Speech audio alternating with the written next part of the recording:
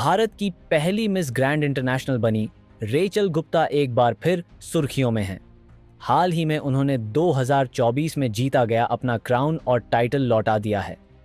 अब एक press conference में राचेल ने अपनी आपबीती साझा करते हुए मिस ग्रैंड इंटरनेशनल (MGI) संगठन पर यौन शोषण और मानसिक उत्पीड़न के गंभीर आरोप लगाए हैं।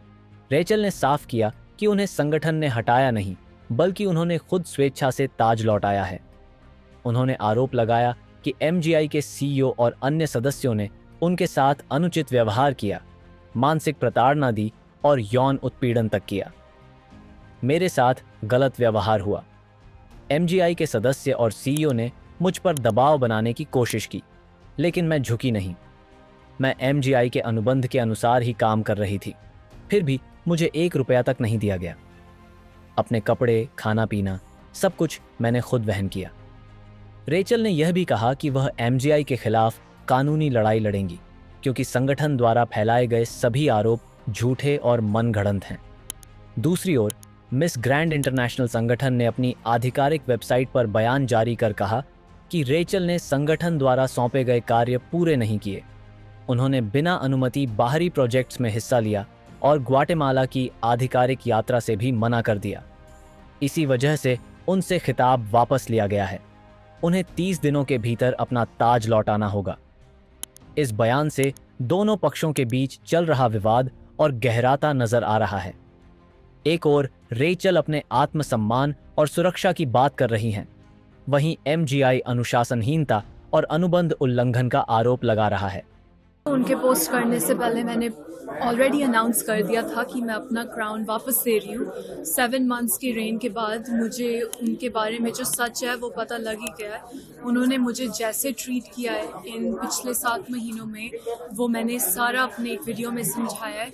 मुझे बेसिक अमेनिटीज़ नहीं दिए थे, खाना नहीं दिया था खाने के लिए।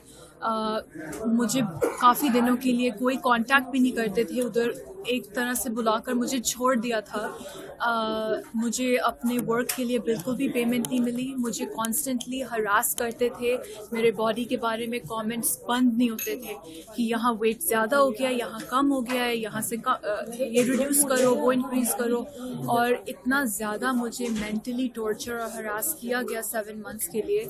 पहले मैंने बहुत टाइम के लिए कोशिश किया कि मैं सेल लूँ, मैं स्ट्रॉन्ग रहूँ और पूरी इंडिया के लिए क्राउन जीता है, पूरी वर्ल्ड देख रही है, तो सबके लिए स्ट्रॉन्ग बनकर अपना काम करूँ। मैंने अपने सारे A to लेकर Z सारे ऑब्लिगेशंस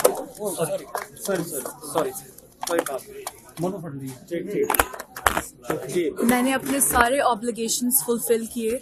उन्होंने मेरे से जो रिस्पॉन्सिबिलिटीज़ मुझे फुल किया है, मैंने कभी भी कंप्लेन नहीं किया, किसी भी वर्क को नो नहीं बोला।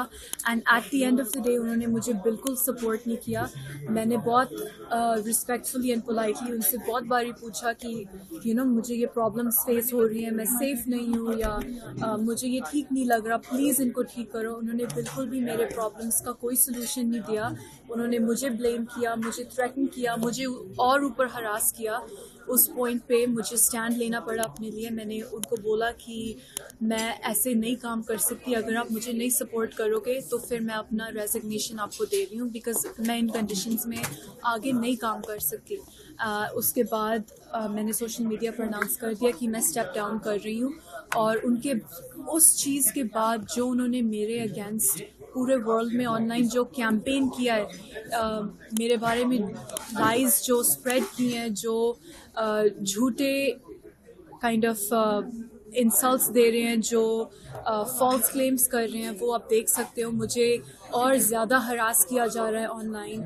मेरे बारे में वीडियोस बना रहे हैं, लाइव स्प्रेड कर रहे हैं बिना प्रूफ के, एंड ये सिर्फ कर रहे हैं मुझे टारगेट करने के लिए एंड मेरी रेपुटेशन ख़राब करने के लिए।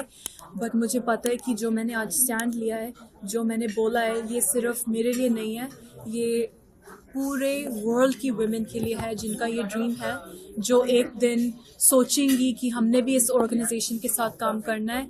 मैं उनको बोलना चाहती हूँ कि आप अपनी सेफ्टी को रिस्क में डाल रहे हो, आप अपने आप को हरासमेंट के लिए ओपन कर रहे हो, आप एक टॉक्सिक अब्यूसिव ऑर्गेनाइजेशन के साथ काम कर रहे हो, जहाँ ओनर्स को सिर्फ मनी के साथ कंसर्न है, आपकी सेफ्टी या रिस्पेक्ट के लिए कोई कंसर्न नहीं है।